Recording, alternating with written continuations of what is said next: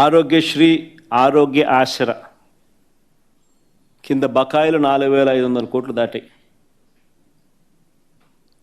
మామూలుగా నెలకు 300 కోట్లు ఆరోగ్యశ్రీ కింద ఖర్చు అయ్యేది.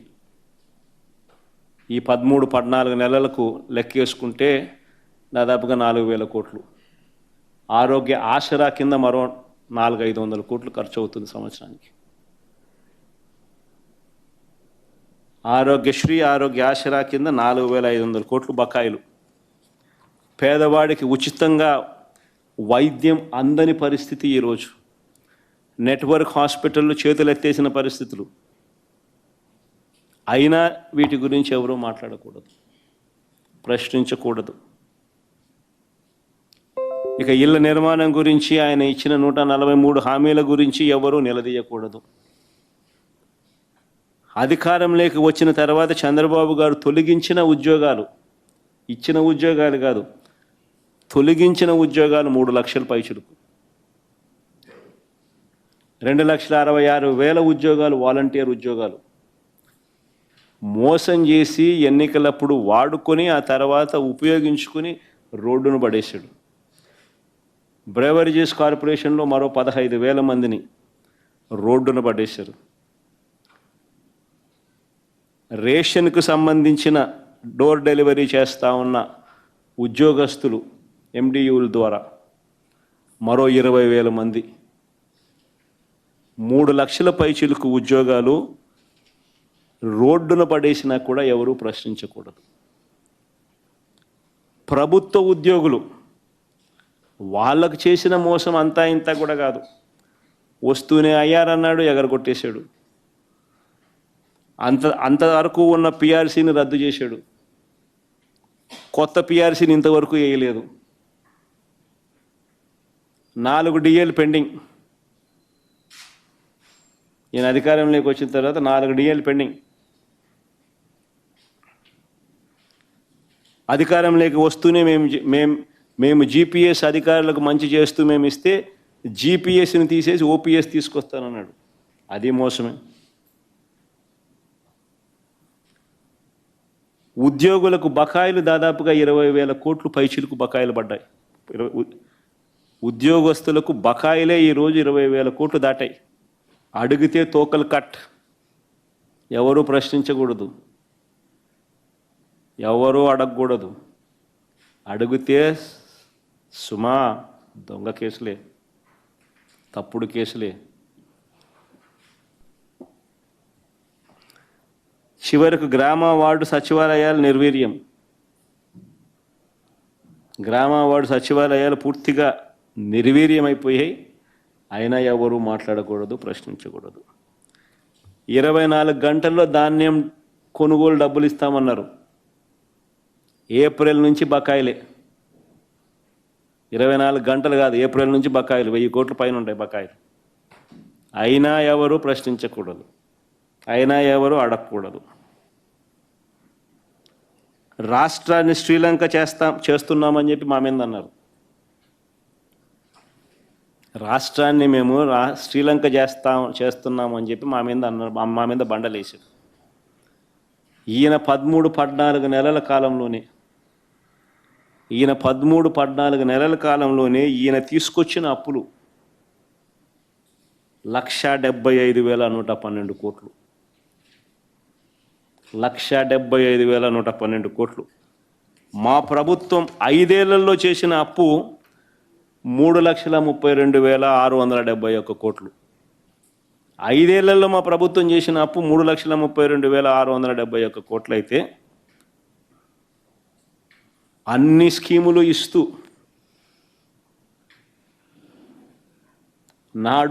నాడు నేడు లాంటి గొప్ప డెవలప్మెంట్ కార్యక్రమాలను చేస్తూ, స్కూళ్ళు కానీ హాస్పిటళ్ళు కానీ రూపురేఖలు మారుస్తూ, కొత్తగా 3 పోర్టులు గవర్నమెంట్ రంగంలో కడుతూ,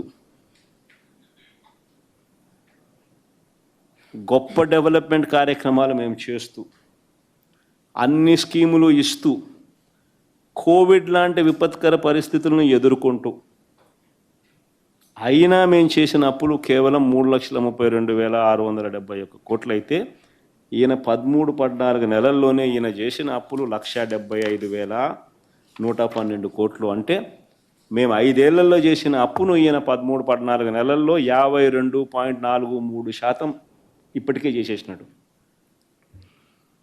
మేము 5 ఏళ్లలో చేసిన అప్పులో 52.43% ఆయన ఇప్పుడే చేసేసినాడు ఈ 13-14 నెలలకే.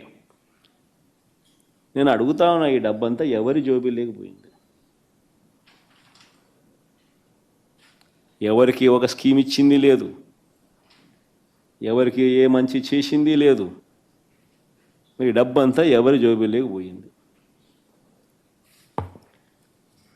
అయినా ఎవరు ప్రశ్నించకూడదు, ఈ మాదిరిగా ఉన్నా కూడా ఎవరు అడగకూడదు. అడిగితే సుమా తప్పుడు కేసులు. షాక్ కొట్టేలా ఏకంగా పెంచిన కరెంటు ఛార్జీలు 18,272 కోట్లు. కరెంటు ఛార్జీలు తగ్గిస్తాడన్న కథ దేవుడు ఎరుగు. కరెంటు ఛార్జీలు ఈ 13-14 నెలల్లో ఆయన పెంచింది 18,272 కోట్లు. మేము ఉద్యమం చేసినప్పుడు 15,000 కోట్లు అయితే ఈ రోజుకి అది 18,272 కోట్లకు ఎగబాకింది. అది ఒకసారి స్లైడ్ పెట్టుమా ఒకసారి. ఆ కరెంటు ఛార్జీలు fuel and power purchase cost adjustment కింద FPPCA అంటే fuel and power purchase cost adjustment కింద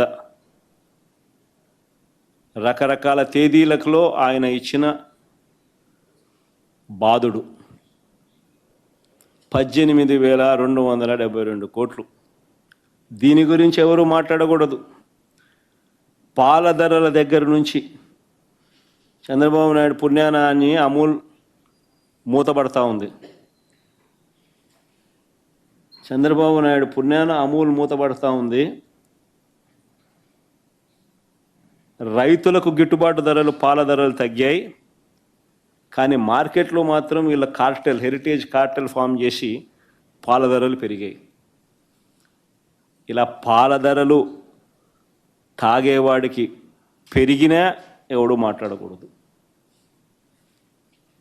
రైతులకు పాల ధరలు తగ్గినా ఎవరు మాట్లాడకూడదు, అమాంతంగా పెరిగిపోయిన స్కూల్ ఫీజుల గురించి ఎవరు మాట్లాడకూడదు, అమాంతంగా పెరిగిపోయిన స్కూల్ ఫీజుల గురించి ఎవరు మాట్లాడకూడదు,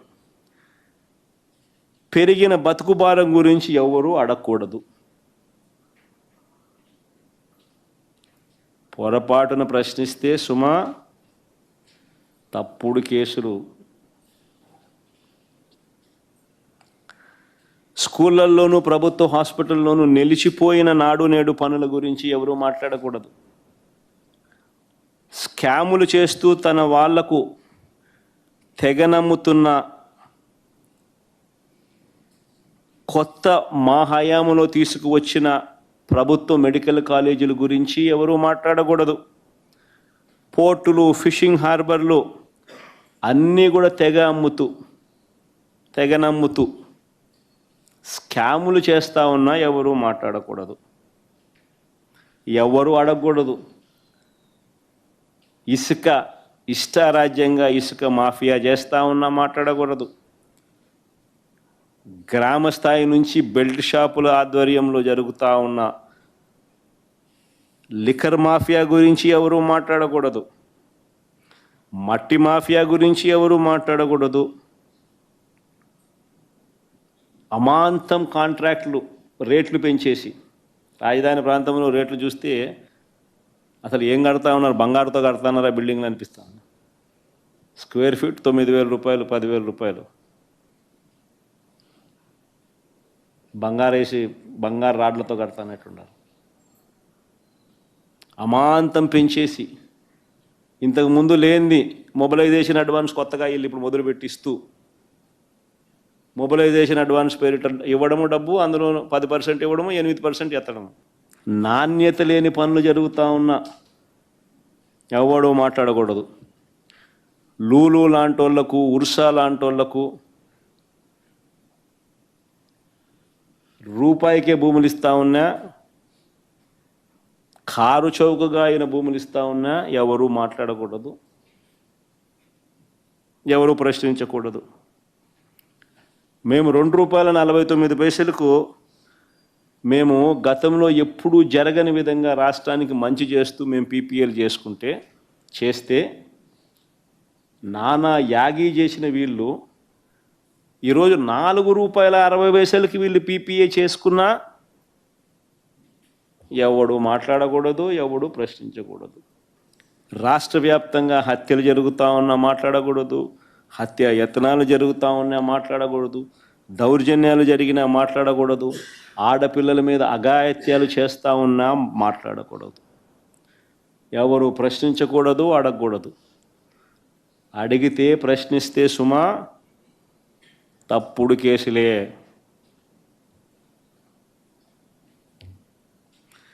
కానీ చంద్రబాబు నాయుడుకి ఈ సందర్భంగా ఒక్కటైతే నేను చెప్తున్నా, అయ్యా నువ్వు ఎన్ని తప్పుడు కేసులు పెట్టినా భయపడేది లేదు. ప్రజల తరపున మా పోరాటం ఆగేది లేదు. నీ ప్రభుత్వం కన్ను మూసుకొని కన్ను తెరిస్తే మహా అయితే ఇంకా 3 ఏళ్ళు ఉంటుంది. దాని తర్వాత మాత్రం వచ్చేది మేమే. నీవు పెట్టే కేసులకు, నీతో పాటు నీకు పావులుగా మారిన అధికారులకు ఇద్దరికీ వార్నింగ్ ఇస్తూ ఉన్నాం. వడ్డీతో సహా మీరంతా చెల్లిస్తారు. ఏదైతే మీరు ఎత్తుతున్నారో అదే పండుతుంది. ఇది మాత్రం మర్చిపోవద్దండి.